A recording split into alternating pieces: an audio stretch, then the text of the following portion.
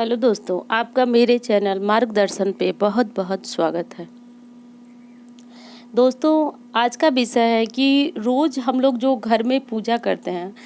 देखिए, सबके घर में एक मंदिर ज़रूर होता है और हम सभी अपने समय के अनुसार, अपनी श्रद्धा के अनुसार उस मंदिर में जा कर के शीश नवाते हैं। सबके आराध्य देव हो सकता है अलग अलग हों, परंतु मैं आज बताने जा रही हूँ आपको कि सुबह जो है वह कौन सी पूजा, कितनी पूजा आपको अनिवार्य रूप से करना आवश्यक है। तो देखिए, आपको इस वीडियो में ये जानेंगे कि आज जो किस किस देवता की पूजा करना आपको अनिवार्य है। यानी अगर आप घर में मंदिर रखे हैं तो इन किस देवताओं की, जिन देवताओं की मैं आज बात करने जा रही हूँ, उनकी तस्वीर आपके मंदिर में होना अति आवश्यक है। और अगर आप उन देवताओं की मूर्ति, तस्वीर अपने मंदिर में नहीं रखे हैं तो आपका मंदिर अधूरा है, आपकी पूजा भी अधूरी है। तो यही बात मैं आज आपको बताने वाली हूँ और उम्मीद करती हूँ ये वीडियो जो है बहुत से लोगों को लिए हेल्पफुल होगा और बहुत से लोगों को ये जो है इस बारे में जानकारी भी होगी।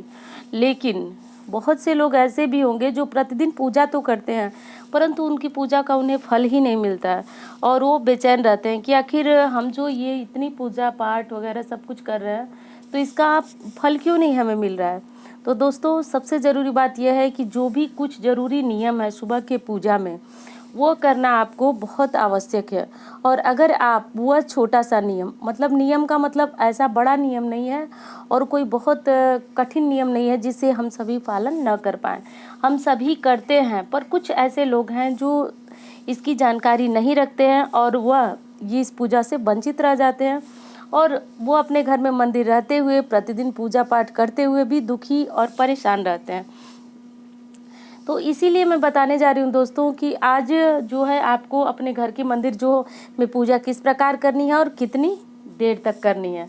तो सबसे पहले तो आप ये जान लीजिए कि आप अपने घर में सुबह के समय अपने मंदिर को, जैसा भी आपका मंदिर हो, किसी के यहाँ जो है पूरे कमरे में मंदिर होता है, किसी के यहाँ बहुत छोटा सा मंदिर होता है, वो आपकी इच्छा और आपकी श्रद्धा पे निर्भर है। तो आपको अपनी शक्ति अनुसार मंदिर को थोड़ा सा साफ़ करना चाहिए और डेली अगर आप मंदिर को साफ़ कर रहे हैं तो मंदिर आपका बहुत गंदा नहीं होगा जिसे बहुत ज़्यादा मेहनत लगाना पड़े, ऐसा कुछ नहीं होगा।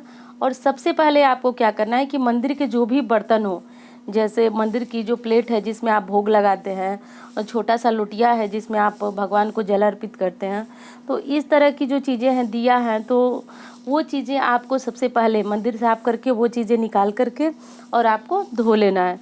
धोने के बाद मंदिर साफ़ हो गया, आपका बर्तन धुल गया, उसके बाद आप, मैं बहुत शार्ट पूजा बता रही हूँ, अगर ये पूजा आपके पास समय बहुत कम है तो भी कर सकती हैं। और अगर आप गृहिणी हैं और आप व्यस्त रहती हैं अपने घर के कामों में, क्योंकि देखिए पूजा का समय सुबह होता है और हमारे सभी कामों का समय भी सुबह ही होता है, तो हमें परेशानी होती है यह सब काम करते हुए। तो मैं बहुत शार्ट बता रही हूँ और बहुत असरदार बता रही हूँ। अगर इस तरह की पूजा आप प्रतिदिन अपने डेली लाइफ में करते हैं तो यकीन मानिए आप जो भी पूजा करते हैं उसका असर आपको स्वयं दिखने लगेगा। तो चलिए विषय पे आती हूँ। तो इस तरह से आपको कर लेना। उसके बाद शुद्ध जल आपको ले लेना है, शुद्ध जल लेना है और उसको क्या करना है कि सबसे पहले आपको सूर्य भगवान को अर्घ देना है, सूर्य भगवान को अर्घ देना है। और उसके बाद आपको अपने घर के मंदिर में जा कर के और देवता की जो मूर्ति है, फोटो है, उसके पास थोड़ा थोड़ा जल उनके नाम से गिराते रहना है। मतलब मंदिर में तो नहीं गिरा सकते, किसी का मंदिर जो लकड़ी का है, मतलब मंदिर जो एक तरह की सजावट होती है, तो मंदिर में नहीं, मंदिर के बाहर भगवान के नाम पे थोड़ा थोड़ा जल गिराते रहिए। तो यह उनका स्नान माना गया। भगवान से कहिए कि भगवान प्रभु आप स्नान कर लीजिए, तो आपने भगवान को स्नान करा दिया। अब उसके बाद आप क्या करेंगे कि आप भोग प्रसाद थोड़ा सा भगवान के लिए प्लेट में निकालिए और दिया एक जरूर जलाइए पूजा के समय। स्नान के बाद आप पहला काम दिया जलाइए, धूप जलाइए और धूप जलाने के बाद आप दिया और धूप जो है भगवान को दिखाइए। दिखाने के बाद आप भगवान को विधिवत भोग लगाइए। जो भी आप भोग चढ़ाते हैं, मैं बताऊंगी वीडियो के लास्ट में कि क्या भोग लगाना जो है भगवान को उत्तम होता है। तो आप भगवान को भोग लगाइए और भोग लगाने के बाद आपको पानी से, हाथों में थोड़ा सा पानी ले करके और भगवान के ऊपर से वो पानी छिड़कते हुए घुमाना है। तो ऐसा माना जाता है कि इससे भगवान जो है हमारा भोग ग्रहण करते हैं। तो मैं उम्मीद करती हूँ दोस्तों आप समझ रहे होंगे। तो मतलब जो जल का लोटा आप रखे हैं उसमें से थोड़ा सा पानी लेना है और भगवान आपको मंदिर में अब जो भगवान रखे हैं उस मतलब गोल में घुमा देना है आपको, थोड़ा सा पानी छिड़कते हुए और घुमा करके, और आपको घंटी बजाते हुए आंखें बंद कर लेना है और भगवान का जो है भगवान का नाम लेना है कि भगवान जो आप हमारा भोग जो मैं अभी लगाई हूँ चढ़ाई हूँ तो उसे ग्रहण कर लीजिए। दोस्तों जब भी भगवान को भोग प्रसाद चढ़ाइए तो उस समय थोड़ी देर के लिए 2 मिनट के लिए आंखें बंद रखिए, क्योंकि ऐसा माना जाता है कि उसी समय भगवान, जिस समय हम प्रार्थना कर रहे होते हैं कि भगवान हमारे भोग को ग्रहण कीजिए, और मंदिर में जो घंटी आप रखे रहते हैं उस घंटी को बजाते रहिए और भगवान को सुमिरन करते रहिए कि आप आइए और हमारा भोग ग्रहण कर लीजिए। तो इस तरह से कीजिए आप। उसके बाद फिर से आप अपनी जो घंटी बजा रहे हैं भगवान को भोग लगाने के लिए, तो वो घंटी बंद कर दीजिए और उसके बाद भगवान का हस्त प्रक्षालन कराइए। हस्त प्रक्षालन का मतलब कि जब आप किसी को खाना देते हैं, खुद खाते हैं, तो खाने के बाद हाथ धुलते हैं, तो थोड़ा थोड़ा जो है भगवान के नाम पे जल गिरा दीजिए कि मतलब भगवान हस्त प्रक्षालन कर लीजिए, हाथ धो लीजिए। तो ये हो गई आपकी संपूर्ण पूजा। अब इसके बाद आप चाहे तो दुर्गा चालीसा कर सकते हैं, कोई पाठ आप जो भी करते हों, कोई मंत्र जप करते हों, कोई जैसी भी पूजा आप करते हों वो चीज़ें आप कर सकते हैं। तो उसके बाद आप ये कर लीजिए। उसके बाद आप अपनी आरती कीजिए, परंतु अगर आपके पास समय नहीं है तो आपको किसी पाठ की आवश्यकता नहीं है। आप अपना बस इतनी पूजा भगवान को भोग लगाइए, उसके बाद आप डायरेक्ट भगवान की आरती उतारिए। और कुछ नहीं आता है तो बस आरती में आप संपूर्ण जो सारे भगवान हैं उनके सामने बस यही कह दीजिए, कर्पूर गौरम करुणावतारम संसार सारम भुजगेंद्रहारम सदा वसंतम हृदयारविंदे भवम भवानी शहितम नमामि। तो दोस्तों इस तरह से करते हुए आपको भगवान की आरती उतार लेना है और उतारने के बाद आपको प्रणाम करके और भगवान से अपनी जो इच्छा है वह बोलते हुए और क्षमा प्रार्थना कर लेना है कि भगवान जो पूजा में त्रुटि हो उसे क्षमा कीजिए। तो यह हो गई आपकी संपूर्ण पूजा। अब एक सबसे ज़रूरी बात है जो मैं अभी आपको बताने जा रही हूँ कि देखिए प्रतिदिन की पूजा में या यूँ कहे कि आपके मंदिर में कितने भगवान की मूर्तियाँ होनी अति आवश्यक है।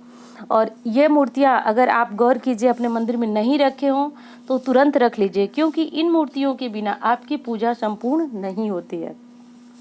तो सबसे पहले जब आप अपनी पूजा शुरू करें तो 1 लोटा सूर्य भगवान के नाम पे जल जरूर दें, यानी सूर्य भगवान को जल देना आवश्यक है। क्योंकि देखिए हमारे हिंदू धर्म में पंच देवताओं की पूजा प्रमुख रूप से बताई गई है, प्रतिदिन करना बहुत आवश्यक है। और अगर आप प्रतिदिन जो पूजा करते हैं अगर उसमें पंच देवता की पूजा नहीं करते हैं तो आपकी पूजा संपूर्ण नहीं मानी जाती है किसी भी हालत में। तो ध्यान रखिए, आप अपनी पूजा के शुरुआत में सूर्य भगवान को जो है वह जल दे दीजिए। उसके बाद आप क्या कीजिए कि सूर्य भगवान के बाद आप जो है भगवान गणेश की पूजा कीजिए अपने मंदिर में। जिस तरह से मैं बताई हूँ कि पहले स्नान कराना है तो पहले गणेश जी को कराइए, रोली अक्षत जो भी लगाना है आप गणेश जी को लगाइए, भोग पहले गणेश जी को लगाइए, इन बातों का ध्यान रखिए। तो अब पंच देवताओं की बात कर कि पंच देवता कौन कौन है जिनकी मूर्ति आपको रखनी आवश्यक है। तो मूर्ति सूर्य भगवान की तो आप साक्षात जो है आप जल अर्पित कर लेते हैं, तो एक सूर्य भगवान हो गए, दूसरे गणपति हो गए, तीसरे हो गए भगवान विष्णु। तो इनकी पूजा भी आपको प्रतिदिन करनी आवश्यक है और घर के मंदिर में भगवान विष्णु की मूर्ति रखनी बहुत आवश्यक है, इस बात का आप ध्यान दीजिएगा। अगली हो गई माता दुर्गा। माता दुर्गा की मूर्ति फोटो आपके घर में होना अति आवश्यक है। पंच देवताओं में माँ दुर्गा भी शामिल हैं। अगले हो गए भगवान भोलेनाथ। तो भगवान भोलेनाथ की मूर्ति आपको मंदिर में होनी अति आवश्यक है और भोलेनाथ की मूर्ति रखिए या पूरा शिव परिवार की मूर्ति आप अपने घर में रखिए, क्योंकि शिव परिवार की मूर्ति रखने से दोस्तों हमारे परिवार में जो है वह जो प्यार बना रहता है। शिव परिवार के समान जो है हमारा परिवार जो है एक आदर्श परिवार होता है। तो इस बात का ध्यान रखें। तो दोस्तों उम्मीद करती हूँ कि अब आपको समझ में आ गया होगा कि पंच देवता कौन कौन से होते हैं और पंच देवता की पूजा के बिना आपकी पूजा सफल नहीं होती है, इस बात का ध्यान रखिए। तो अगर आप अपने घर के मंदिर में इन पंच देवताओं की पंच देवता तो नहीं, एक सूर्य नारायण की पूजा तो आप साक्षात कर लेते हैं, तो इन 4 देवता की मूर्ति अगर आपके मंदिर में नहीं है तो आप तुरंत रख लीजिए, क्योंकि दोस्तों आपकी पूजा फलदायी नहीं होती है। हमारे हिंदू धर्म में इन पंच देवताओं का महत्व है और प्रतिदिन पूजा का इनका विधान है। और पूजा में कोई बहुत विशेष तरह के आडंबर करने की ज़रूरत नहीं है। अगर आपके पास टाइम है तो आप कोई भी चालीसा पढ़िए जिस भगवान को आप मानते हैं, कोई मंत्र जपिए, सुंदरकांड पढ़िए, और नहीं है तो जितनी पूजा मैं आपको बताई हूँ, कोई भगवान को स्नान कराइए, भोग लगाइए, धूप और दीप दिखाइए, आरती कर दीजिए। ये पूजा भी पर्याप्त है आपकी प्रतिदिन की पूजा के लिए। और अगली चीज़ है, मैं बता रही हूँ आपको कि भोग में क्या लगाना है। तो देखिए, भोग में बहुत से लोगों को मैं देखी हूँ जो चीनी भगवान का भोग लगाते हैं। तो चीनी लगाना भगवान का भोग जो है सही नहीं है, क्योंकि दोस्तों भगवान को जो हम प्रसाद चढ़ाते हैं वह अमृत तुल्य बन जाता है। और चीनी जब आप लगाते हैं तो चिपक आपके हाथ में भी चिपकती है, जिस प्लेट में आप लगाते हैं वो उस प्लेट में भी चिपकती है, और निश्चित रूप से वो ज़मीन पे भी गिरती है, जो कि अच्छा और शुभ नहीं है। तो आप ऐसी चीज़ों का चुनाव करें भगवान की भोग के लिए जो अच्छी हों, चिपके नहीं, और भगवान के प्रसाद का अनादर न हो इधर उधर गिर के। तो सबसे उत्तम और शुद्ध है मिश्री। आप मिश्री को भी लगा सकते हैं। और सूखे मेवे आप चाहें तो किशमिश रख लें, काजू रख लें, जो भी हो। और अगर आप नहीं करना चाहते हैं ये सब तो गुड़ आप ले लीजिए और उनके छोटे छोटे टुकड़े करके और मंदिर में एक डिब्बे में रख लीजिए, क्योंकि दोस्तों गुड़ शुद्ध भी होता है और कहीं चिपक करके और भगवान के प्रसाद का अनादर होने का कोई सवाल नहीं होता है। तो गुड़ का छोटा छोटा पीस करके आप डब्बे में रख लीजिए, और जब भी आप अपने प्रतिदिन की पूजा कर रही हैं तो छोटे छोटे टुकड़े वाले गुड़ भगवान को अर्पित कीजिए। यह शुद्ध भी होता है और अच्छा भी होता है, और भगवान के प्रसाद का अनादर होने का कोई सवाल नहीं होता है। तो दोस्तों भगवान की पूजा में आप इन चीज़ों को शामिल करके और इस विधि विधान से पूजा करके संपूर्ण रूप से आप अपने पूजा पाठ का फल पा सकते हैं।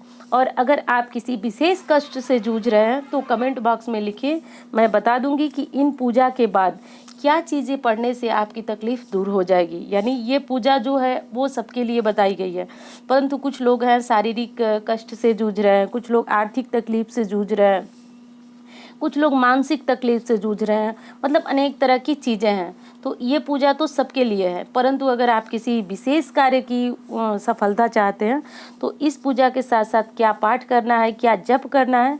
तो अगर आप भी किसी परेशानी से जूझ रहे हैं, वैसे तो दोस्तों माता रानी न करें कि कोई किसी परेशानी से जूझे, परंतु फिर भी दुर्भाग्यवश अगर आपके पास कोई परेशानी है तो आप बताइएगा, तो मैं कमेंट के द्वारा आपको बता दूंगी कि आप किस तरह से जो है किस पाठ, कौन सा और पाठ बढ़ा लीजिए, कौन सा और मंत्र जप कर लीजिए, जिससे आपकी तकलीफ माता रानी अति शीघ्र दूर करें। तो दोस्तों उम्मीद करती हूँ ये वीडियो जो है आपके लिए ज्ञानवर्धक रहा होगा। मिलती हूँ एक इसी तरह की वीडियो के साथ। धन्यवाद।